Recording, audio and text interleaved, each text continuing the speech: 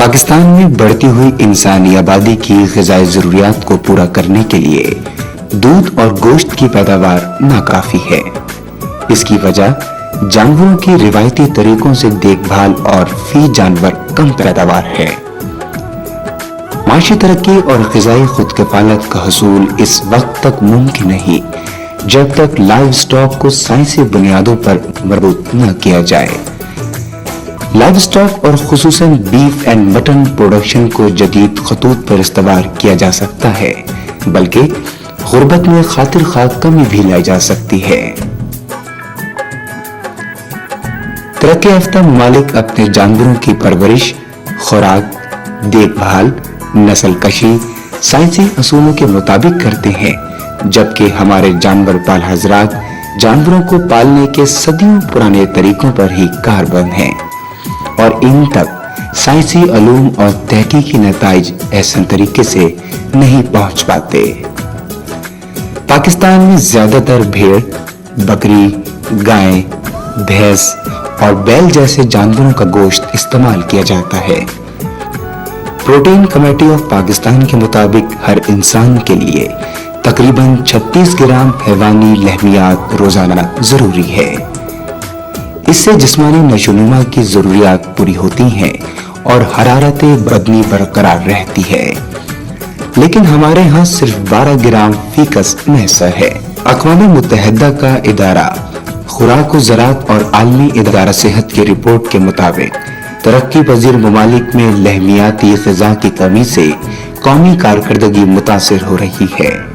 ان اداروں نے اس امر کی بھی نشاندہی کی ہے کہ ترقی پذیر ممالک میں ملیریا، ٹپ دل، ہیضہ اور بہت سی دوسری متعدی امراض سے قومی صحت کو اتنا نقصان نہیں پہنچتا جتنا کہ صرف لحمیاتی غذا کی کمی سے پہنچ رہا ہے۔ اس کمی کو گوشت کی پیداوار بڑھا کر پورا کیا جا سکتا ہے۔ یہ اسی صورت میں ممکن ہے اگر ہمارے فارمرز ایک خاص منصوبہ بندی کے تحت فارمنگ کریں اور اس پروگرام میں دیے گئے طریقہ کار پر جانوروں کو پالیں اور فربا کریں۔ گوشت کے اجزاء۔ گوشت انسانی خوراک کا ایک اہم جزو ہے جو کہ انسان میں پروٹین کی ضروریات کو پورا کرنے کے لیے بہترین ذریعہ ہے۔ اس میں بنیادی امائنو ایسڈز پائے جاتے ہیں جو کہ انسانی خوراک میں ضروری ہیں۔ یہ ایک کھلی حقیقت ہے کہ ہمارے ہاں گوشت کے ذرائع یعنی گائے بھینس اور مٹن یعنی بھیڑ بکری اور پولٹری میٹ ہے۔ ترقی یافتہ ممالک میں مویشیوں سے گوشت حاصل کرنے کے لیے خاص نسلیں پیدا کی گئی ہیں، لیکن پاکستان میں ایسی کوئی خاص نسل نہیں ہے۔ لہذا ضرورت اس امر کی ہے کہ ہم اپنی موجودہ گائے بھینسوں کی پرورش ایسے طریقے سے کریں کہ ہمیں ان سے زیادہ غذائیت سے بھرپور گوشت حاصل ہو سکے۔ یہاں 3 قسم کے جانور عام طور پر ذبح کیے جاتے ہیں: کمزور، لاغر اور بوڑھے جانور، بہت چھوٹے کٹے اور بچڑے، جوان اور فربا جانور جن کی تعداد بہت ہی کم ہوتی ہے۔ اکثر جانور بالکل مرنے کے قریب ہوتا ہے تو اسے جانور پال حضرات خود ہی ذبح کر کے بعد میں کسائی کو فروخت کرتے ہیں۔ ایسا گوشت معیار کے لحاظ سے بالکل ناقص ہوتا ہے۔ ضرورت اس امر کی ہے کہ فارمر حضرات اپنے جانوروں کو سائنسی بنیادوں اور نئی ٹیکنالوجیز کی روشنی میں پالیں تاکہ ملکی سطح پر گوشت کی پیداوار میں اضافہ ہو۔ گوشت کی پیداوار اور معیار پر اثر انداز ہونے والے عوامل۔ بہت سے عوامل ایسے ہیں جو گوشت کی پیداوار اور معیار پر اثر انداز ہوتے ہیں۔ ان میں سے اہم یہ ہیں: جانور کی قسم، جانور کی عمر، جانور کی صحت، جانور کی نسل، ذبح کرنے کے طریقے، جانور کی منتقلی، گوشت محفوظ کرنے کا طریقہ، بچڑوں اور کٹڑوں کو فربا کرنا۔ ہمارے ملک میں فارمر حضرات بچڑوں کی دیکھ بھال اور خوراک پر کوئی خاص توجہ نہیں دیتے، جس کی وجہ سے ان میں شرح اموات بہت زیادہ ہوتی ہے۔ اگر فارمر حضرات اس طریقے کے مطابق کٹڑوں بچڑوں کو پالیں تو نہ صرف ان کی آمدنی میں اضافہ ہوگا بلکہ ملکی سطح پر گوشت کی پیداوار میں بھی اضافہ ہوگا۔ کٹڑے کی پیدائش کے فوراً بعد اس کے منہ اور ناک سے آلائش اور لیسدار مادہ اتار کر اس کا جسم صاف کپڑے سے خشک کر رہیں تاکہ بچے کو سانس لینے میں آسانی ہو۔ ناک کو جسم سے تقریباً 2 انچ کے فاصلے سے کاٹ کر صاف دھاگے سے گرہ لگا دیں اور کھلے سر کو ٹنچر آیوڈین میں ڈبو دیں تاکہ جراثیم حملہ آور نہ ہو سکیں۔ بچہ بغیر قوت مدافعت کے پیدا ہوتا ہے اور اگر بر وقت بوہیلی نہ پلائی جائے تو قوت مدافعت پیدا نہیں ہوگی اور وہ بیماریوں کا شکار ہو کر مر بھی سکتا ہے۔ اس لیے بوہیلی پلانے میں دیر نہ کریں۔ پہلا دودھ یعنی بوہیلی پیدائش کے بعد 1 گھنٹے کے اندر اندر پلائیں۔ عام تاثر یہ پایا جاتا ہے کہ جب تک جانور جیر نہ پھینک دے اس وقت تک دودھ پلانا اور دھونا نہیں چاہیے۔ یہ بالکل غلط تاثر ہے۔ حالانکہ پیدائش کے فوراً بعد بچے کو دودھ پلانے اور دودھ دھونے سے جانور کے جسم میں ایسا مول حیات یعنی آکسیٹوسن خارج ہوتا ہے جو کہ رحم پر اثر انداز ہو کر جیر پھینکنے میں مدد دیتا ہے۔ ماہرین امور حیوانات سفارش کرتے ہیں کہ بچڑے کو مصنوعی طریقے سے دودھ پلایا جائے۔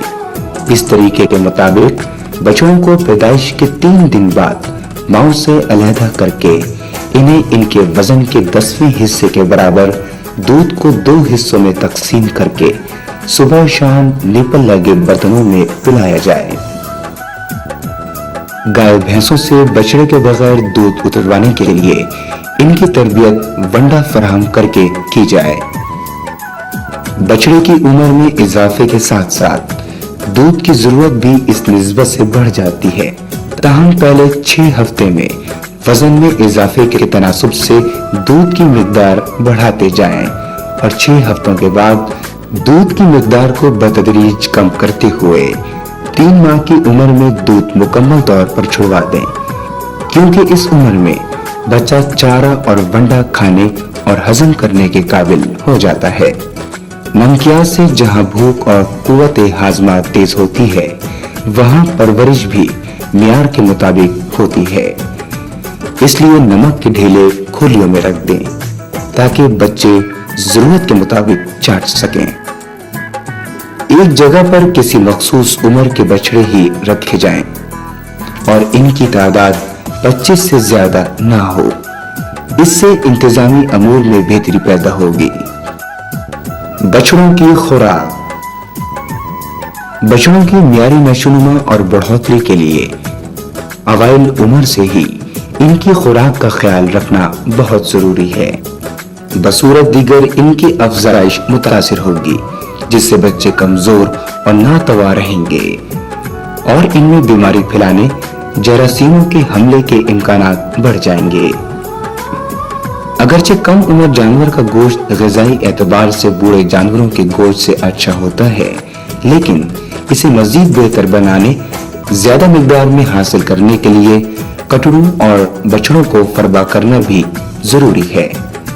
مختلف تجربات سے یہ ثابت ہوا ہے کہ ایسے جانوروں کو فربا کرنے کے لیے اگر ان کی خوراک میں شیرے کا مناسب استعمال کیا جائے تو یومیہ اضافہ وزن بآسانی سے حاصل کیا جا سکتا ہے۔